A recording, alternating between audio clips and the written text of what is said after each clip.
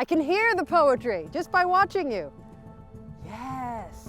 All right, I see you ladies. So my name is Dr. Laura Penn. I'm the founder of the Leadership Speaking School. Let's engage the lips. Let's engage the cheeks. Same sentence. It was you feel and hear the difference, don't you? I want to empower these young people to have the skills they need to be able to communicate with impact, to be able to say what they mean and mean what they say.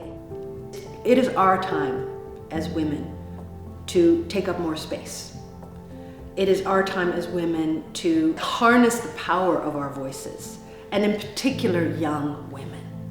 So in this particular work, we are invoking the power of their voices.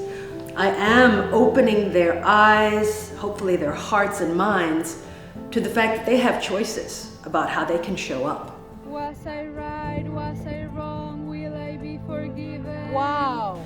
And this is a gateway, hopefully, for them to take this on and fly. I want them to be hungry to learn more and to never stop that learning journey of improving themselves as communicators so that they can help to make the world a better place, one communication at a time.